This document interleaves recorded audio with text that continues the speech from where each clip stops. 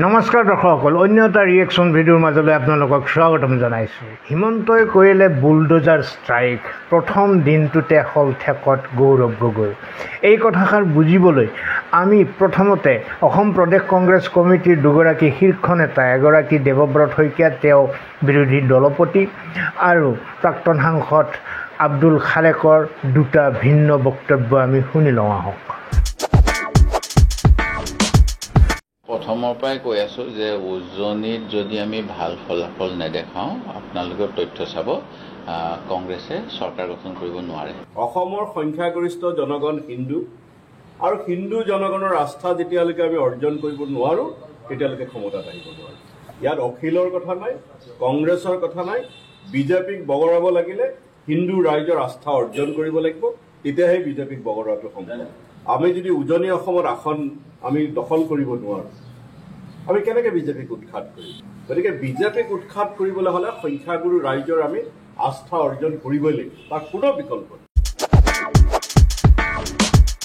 কংগ্ৰেছে নিৰ্বাচন জিকিবলৈ হ'লে উজনি অসমৰ ভোট লাগিবই, সংখ্যাগুৰুৰ ভোট লাগিবই। স্পষ্টভাৱে ক'বলৈ হ'লে হিন্দুৰ ভোট অবিহনে কংগ্ৰেছে বিজয় লাভ কৰিব নোৱাৰে। অৱশেষত এই দুগৰাকী নেতাই এই অপ্ৰিয় সত্যটো, তেওঁলোকৰ কাৰণে অপ্ৰিয় সত্যটো অনুভৱ কৰিছে। কিন্তু এই অনুভৱক কাৰ্যকৰী ৰূপ দিবলৈ গৈ তেওঁলোকে আগৰ সংখ্যালঘু প্ৰীতি ত্যাগ কৰিব লাগিব নেকি? নে সংখ্যালঘু সংখ্যাগুৰু দুইখিনি মানুহকে তেওঁলোকে সমান্তৰালভাৱে মন জয় কৰিব পাৰিব? তেওঁলোকৰ এই সমস্যাৰ বিষয়ে বিচক্ষণ ৰাজনীতিবিদ হিমন্ত বিশ্ব শৰ্মাই জানো গম নোপোৱাকৈ আছে?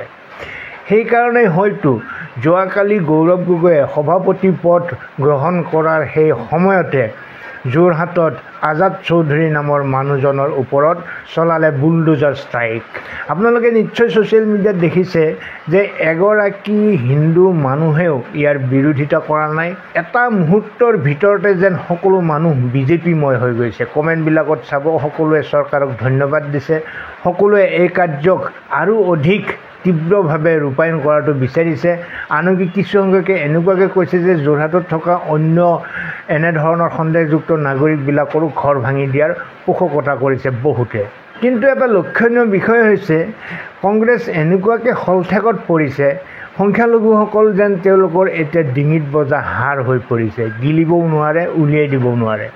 সংখ্যালঘু প্ৰীতি যেতিয়ালৈকে তেওঁলোকে এৰিব নোৱাৰে, তেতিয়ালৈকে যে হিন্দুৰ ভোট তেওঁলোকে আহৰণ কাহানিও কৰিব নোৱাৰে, সেই কথা তেওঁলোকে মৰ্মমেমে উপলব্ধি কৰাৰ পিছতো তাক কাৰ্যকৰী কৰাত যথেষ্ট হলঠেকত পৰিছে। লক্ষণীয়ভাৱে আপোনালোকে দেখিব যে যোৱাকালি আজাদ চৌধুৰীৰ বাসগৃহত উচ্ছেদ কৰাক লৈ যথেষ্ট হাল্লাগোল্লা হৈছে। তাৰে সংখ্যালঘুসকলে ওলাই আহিছে। আজিও বহুতে ৰাজপথত এই ভিডিঅ'টো প্ৰস্তুত কৰাৰ সময়লৈকে প্ৰতিবাদ কৰিয়ে আছে। তেনে ক্ষেত্ৰতো এতিয়ালৈকে কিন্তু কংগ্ৰেছ দলৰ শীৰ্ষ নেতৃত্বৰ পৰা কোনো ধৰণৰ প্ৰতিক্ৰিয়া আমি দেখিবলৈ পোৱা নাই ছ'চিয়েল মিডিয়াত। আনকি নৱনিৰ্বাচিত সভাপতি গৌৰৱ গগৈয়েও সাহস কৰা নাই এই ক্ষেত্ৰত কাৰ পক্ষলৈ তেওঁ কথা ক'ব, কাৰ পক্ষলৈ তেওঁ বক্তব্য ৰাখিব। এইখিনি সময়তে লক্ষণীয়ভাৱে এটা হোৱাটছআপ স্ক্ৰীনশ্বট ভাইৰেল হৈছে, সেইটো নিশ্চয় আপোনালোকে পাইছে। অসম প্ৰদেশ কংগ্ৰেছ কমিটিৰ সম্পাদক মণ্ডলীৰ এজন সম্পাদক হৈছে মেঘনাথ চেত্ৰী। তেওঁৰ এটা হোৱাটছআপ মেছেজৰ স্ক্ৰীনশ্বট ভাইৰেল হৈছে। তাত তেওঁ আহ্বান জনাইছে বিভিন্ন কংগ্ৰেছ কৰ্মীসকলক যে সভাপতি পদ গ্ৰহণৰ সময়ত গৌৰৱ গগৈয়ে যোৱাকালি মানৱেন্দ্ৰ কমপ্লেক্সত যিটো সভাপতি পদ গ্ৰহণৰ অনুষ্ঠান আছিলে, তাত অংশগ্ৰহণ কৰিবলৈ আহোঁতে যাতে মুছলমানসকলে টুপি পিন্ধি নাহে, তাত অংশগ্ৰহণ কৰিবলৈ আহোঁতে তেওঁলোকে যেন কেমেৰাৰ সন্মুখলৈ নাহে বা আগত নবহে, পিছফালৰ ছিটত বহে। পিছফালে তেওঁলোকৰ কাৰণে আছুতীয়াকৈ আসন ৰখা হ'ব, তাতহে যেন তেওঁলোকে আসন গ্ৰহণ কৰে। এনেধৰণৰ এটা হোৱাটছআপ বাৰ্তা ভাইৰেল হৈ পৰিছে মেঘনাথ চেত্ৰীয়ে প্ৰেৰণ কৰা বুলি। ইয়াক অৱশ্যে মেঘনাথ চেত্ৰীয়ে নস্যাৎ কৰিছে, এয়া ভুৱা বুলি কৈছে।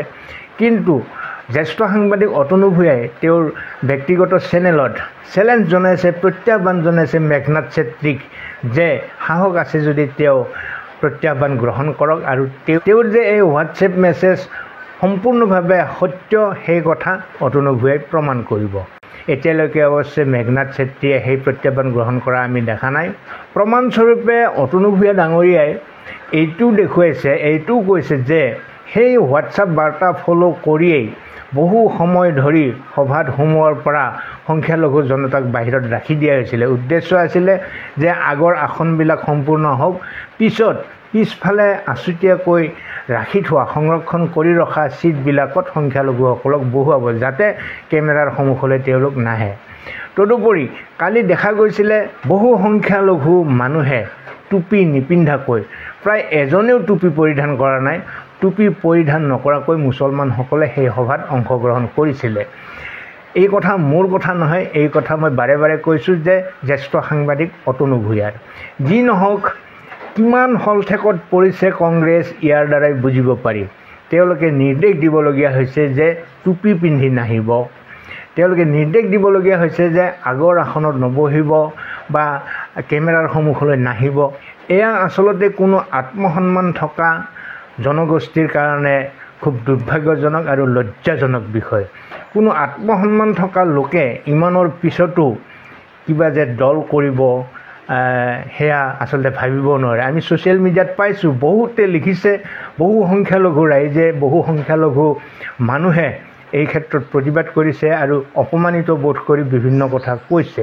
গতিকে আব্দুল খালেক আৰু দেৱব্ৰত শইকীয়াই যিষাৰ কথা কৈছে যে উজনি অসমৰ বা হিন্দু ভোট অবিহনে কংগ্ৰেছে কোনোদিনে জয়লাভ কৰিব নোৱাৰে, এই যিটো তেওঁলোকৰ উপলব্ধি, এই উপলব্ধিটোক কাৰ্যকৰী কৰিবলৈ গৈয়ে তেওঁলোকে এনেধৰণৰ ব্যৱস্থা লৈছে নেকি? আৰু এনেধৰণৰ ব্যৱস্থাই তেওঁলোকৰ হিত কৰিব নে অহিত কৰিব, নে হিতে বিপৰীত হ'বগৈ?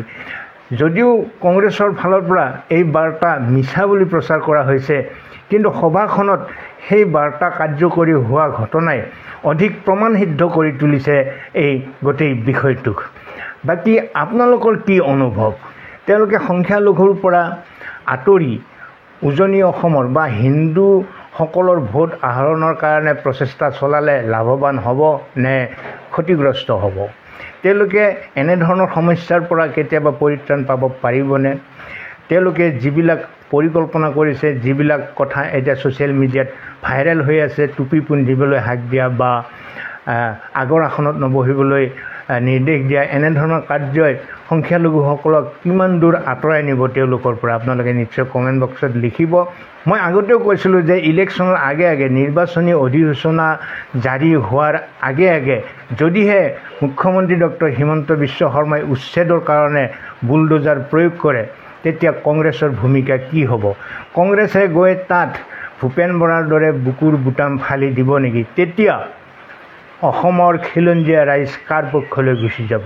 আৰু সেইটোৱেই হ'বলৈ গৈ আছে।